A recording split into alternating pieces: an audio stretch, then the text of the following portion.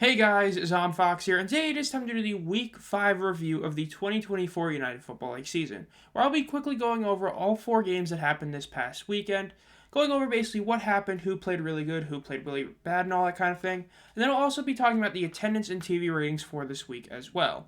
Now, without further ado, let's get right into it, the 4 scores.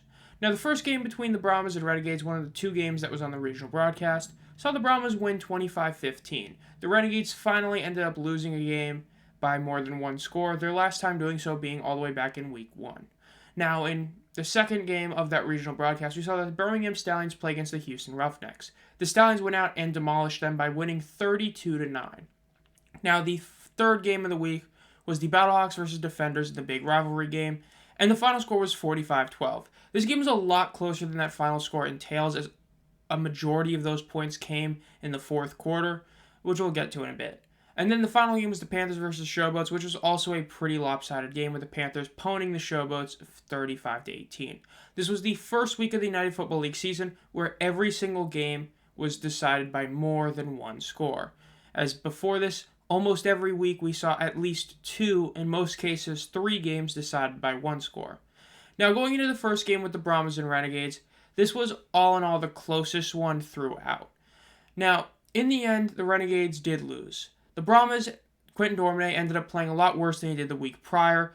Even though he had 3 interceptions, one of them was not his fault. The other one was a very questionable coaching decision. As you can see in the bottom of the screen, the decision to throw the ball while up by 2 scores with 3 seconds left before the 2-minute warning was a really dumb decision by offensive coordinator A.J. Smith, and it ended up backfiring on cost them an interception. Now, thankfully, the Renegades offense was not able to capitalize on that interception, but if they had lost the game, it would have been entirely due to this single play.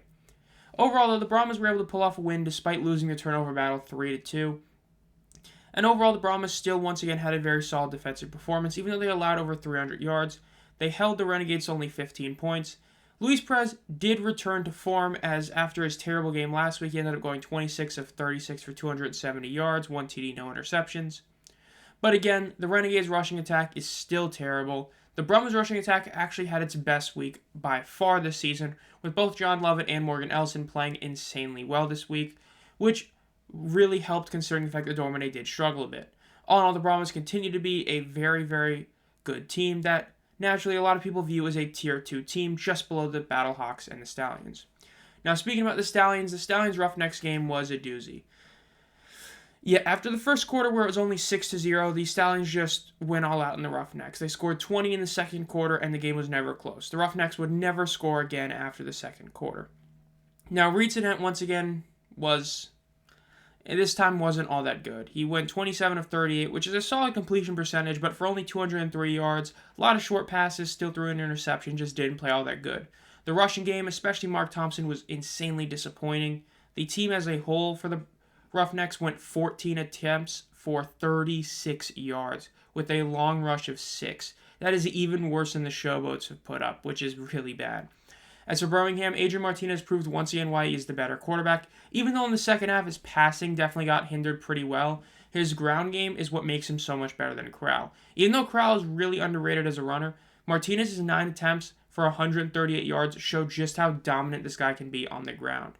The Stallions ended up winning this game. It was not close, and even though certain stats kind of show that it was somewhat close, especially the pass yards with the Roughnecks being so much higher and penalties actually in favor of the Roughnecks. All in all, the Roughnecks 6 of 14 on third down, 1 of 3 on fourth down, and their abysmal 1 and 4 in the red zone ended up costing them this game. Stallions 1 wasn't really that close.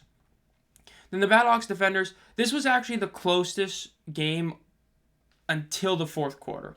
The fourth quarter, it just got out of hand. The things with this one is that this one was very much determined by injuries. The St. Louis Battlehawks offensive line suffered a lot of injuries, and at the end of the game was insanely decimated.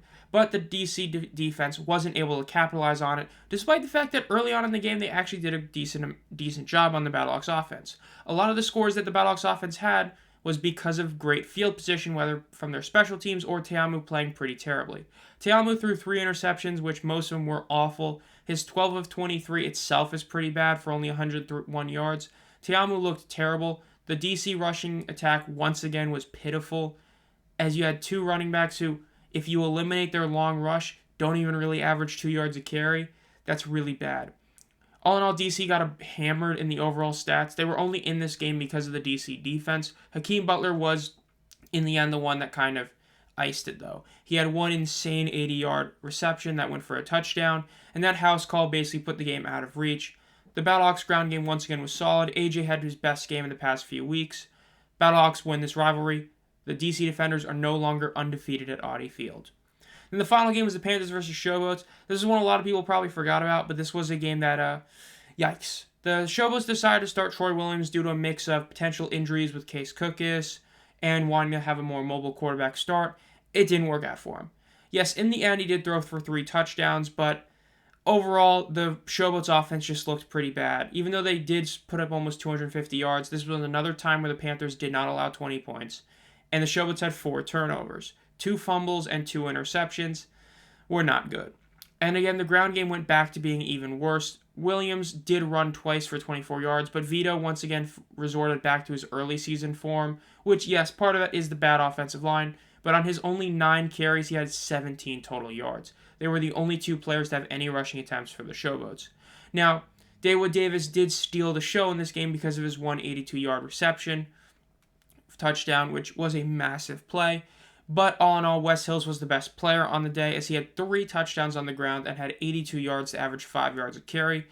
The best performance by the Panthers offense as a whole, even better than what they had a couple weeks ago because as a whole unit, it was very solid. Danny Etling continued off his good form he showed last week. All in all, very solid game for the Panthers. Not even close. Panthers win. Now, in terms of the attendance, this was a very mixed week. 2 of the games were very, very successful. 2 of them were very disappointing. The Arlington Renegades saw almost a 2,000 fan increase from week 3. And yes, part of this is because they started making a bunch of deals, get tickets for as low as $10 kind of thing. And in the end, it ended up working. Despite the fact they headed into this game 0-4, having just lost to what many people called the worst team in the league, they were able to hit that 10,000 mark again, which is a very good sign. And DC as well, they increased by just over 1,000 fans from their week 2 game into their week 5 game. Now, the Roughnecks is where we see some bad. The Roughnecks 62.85 is the worst number this year by a country mile and is getting dangerously close to Vegas Vipers levels of awfulness in terms of attendance. That was a very, very bad number, especially considering the fact that they just won their first game last week. You would have expected them to stay the same or go up a little bit, not go down by almost 1,000. And then the Showboats were disappointing. Yes, there was some rain, but it wasn't like the Stallions rain where it was just crazy. Again, people actually thought from the Ticketmaster sales this would be a potential increase. Instead, it was over 1,000 fan decrease. And so this was definitely a very disappointing week for the Showboats. So all in all, 2 of them were really solid, 2 of them were pretty terrible. Now, again, comparing it to last year, the DC Defenders, again, as I talked about in the attendance videos, I just had an attendance video come out 2 days ago. If you want to check it out, click the top right of this. But in terms of the DC attendance, the fact that they're averaging 15.5 is really solid. Even though the average is technically not as high as they had, last year, when you actually look at it, considering the fact the championship game called DC the quote-unquote home team, really they are doing better than what they did last year, as DC did have 2 legit sellouts, but those didn't happen until basically the end of the season. And so far, DC has been able to basically match what they did last year, if not surpass what they did last year, when you consider the fact that of DC's first 4 home games, only 1 of them did better than either game DC has had this year. So DC has been a very good success. Arlington has been a bit of a disappointment. Their average is now just 10.9K, which is about 1,000 less than what they had last year. So not horrible, but still a big disappointment. But at the same time, the team has been really bad. So as long as they're able to somehow stay around 10,000, they'd actually be doing pretty well considering all the issues that they've had.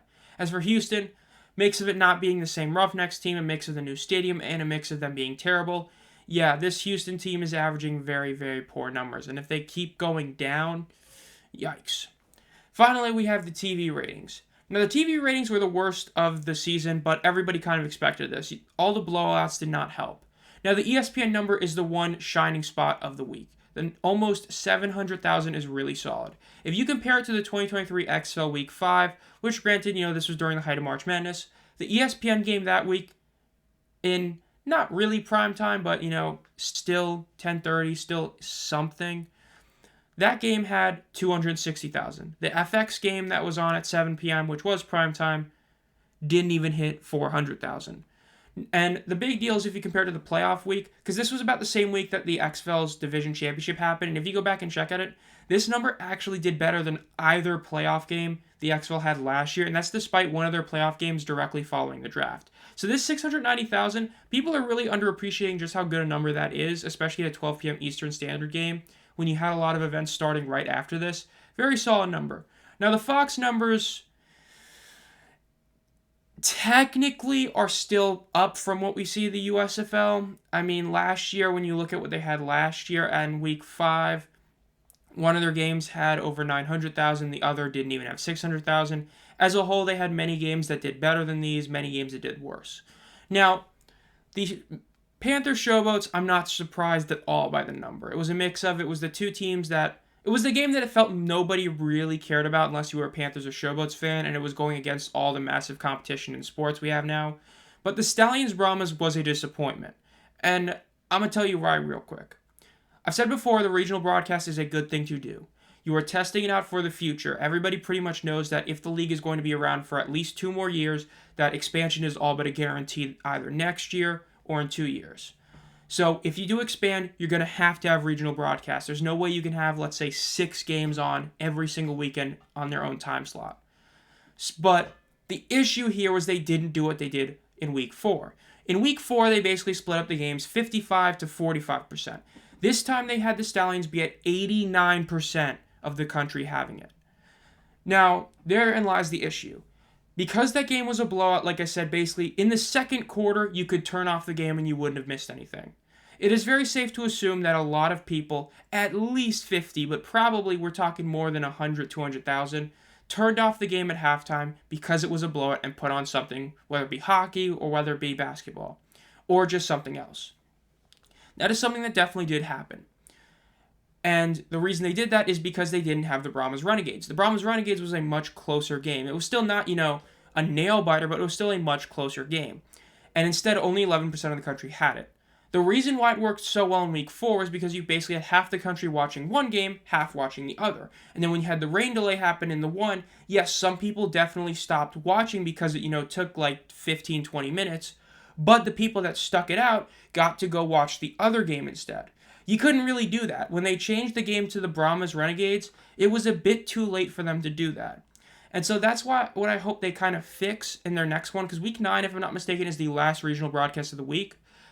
And they need to go back to it being at no worse 60-40. Unless you're talking about, let's say the Defenders versus Battlehawks is the regional broadcast one option. Yes, in that case, you probably should put that game on about 80%.